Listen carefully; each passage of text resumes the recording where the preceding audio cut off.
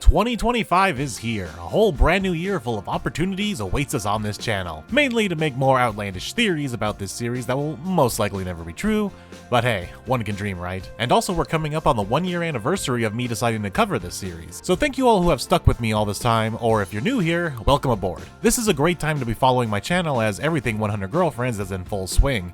The anime just kicked off, which I am doing live reactions to every episode, and Girlfriend 32 is right around the corner in the manga.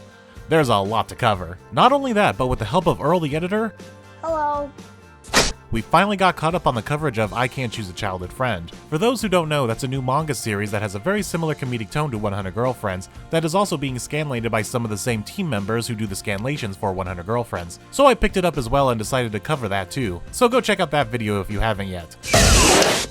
Let your kids watch it! I think it's some of Earl's best work so far.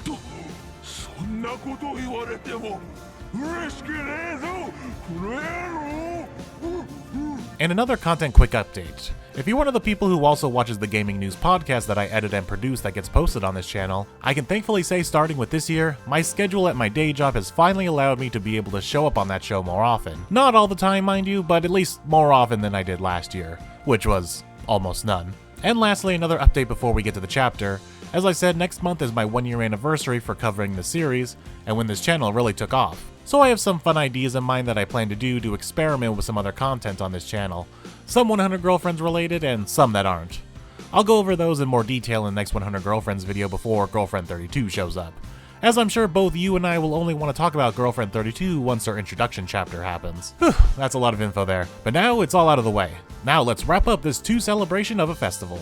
I'm Moonlight150, and this is my overview of the latest 100 Girlfriends chapter, Chapter 202, 100 Girlfriends Party Part 3. Be sure to check out the official release where it's available in your region, and support the scanlation team that brings us these chapters, as well as check out the anime and official streaming locations so we can get more in the future. Now, Earl, one last time, roll that Mario Party intro. Sir, yes, sir! We're on the 3rd installment of this, so hopefully I don't need to go over what's going on, but just in case, the god of board games has forced the family into a giant game of basically Mario Party, and everyone is being afflicted with effects based on the chapter they roll on, and now we're in the home stretch of Chapter 200. Starting where we left off with Chapter 141 and only 8 people left to roll, cutting it real close to not being able to make it all the way to 200. But surely the power of plot is on their side, right? I guess we'll never know. It's Matsuri's turn and she rolls a 5, bringing the group to Chapter 146. The ending of my personal favorite arc, the marriage proposal arc. But instead of getting proposed to, since she has already been, she instead turns into a marriage berserker. You know, I'm slightly disappointed. I had this idea in my head that Rentaro or Saki was gonna roll onto that space, and that would force Rentaro to propose to Saki and Nemu, getting everyone all caught up. But now that we're here, I guess it would be weird to propose to Nemu because she's been literally turned into a baby. Don't think proposing to a baby would fly too well. Don't worry, I won't use the FBI bit here again. That would be 3 chapters in a row using that gag. But I can't speak for Earl if he uses it again since he has all the power.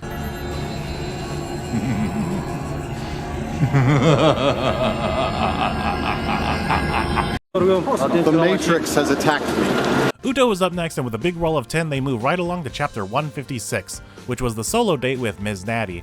And I guess instead of making her speak incoherent English, Uto just gets the urge to hug everyone around her. Kinda cute, honestly. Don't get to see Uto be affectionate so often. It's Best Girl Usa-chan's time to roll at last, and with an 8, we land on Chapter 164, the Infinity Shrine chapter. Ha! What did they do to my girl? And then she starts spouting off some infinite nonsense, like how there needs to be infinite spaces in the board because infinite spaces means infinite chapters, and how Nozawa and Nakamura need to give us infinite chapters. Wait a minute. She may be onto something. Infinite chapters means infinite content for my channel, and infinite content means infinite subscribers. You hear that, Earl? Infinite content on the channel means infinite videos to make. We can keep doing this forever and ever and ever, and with infinite chapters and infinite content, and we can do this forever and ever and ever and ever. What happened? I think I spaced out there for a second. Where were we? Oh, it's Natty's turn. And with a 6, we land on Chapter 170 of Maya and Momoha becoming buddy maids. Hey, we finally reached a chapter that I covered on this channel, and just to add another level to it, it's specifically when Momoha got smashed during the exams.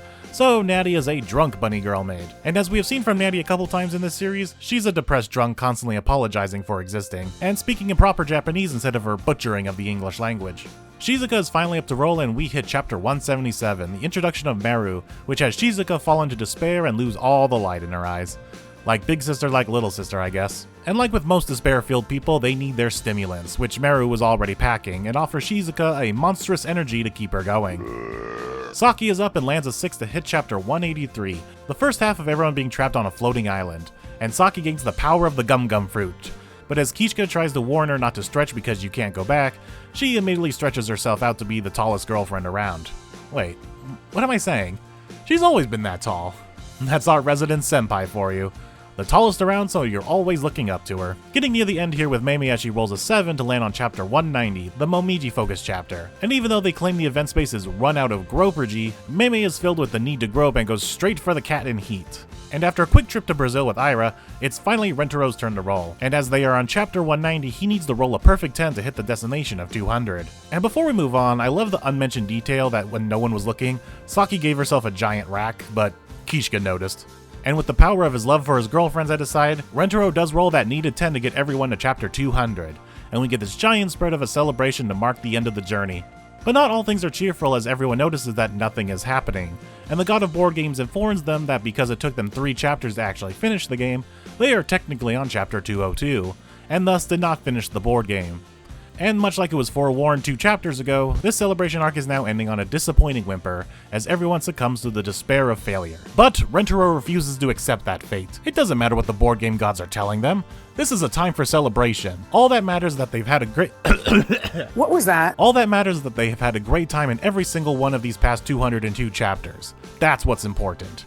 And then the family decides to celebrate their 2 festival in their own way, and end up reenacting chapter 2 with the 3-way kiss into a now 32-way kiss. Which is just so absurd it's got the god of board games all confused, and suddenly the god of 2 is here as well. But I do like the joke here that this whole arc started on suggesting kissing Rentero 200 times, and it ends up on a giant kissing festival anyway. The more things change, the more they stay this Coronavirus!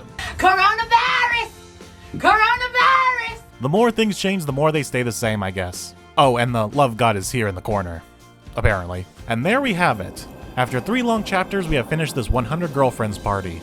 Quite the fun little trip down memory lane, and nice to see some of these old jokes get used on newer girlfriends who weren't around at the time. Wait, what are you doing, Earl? Me?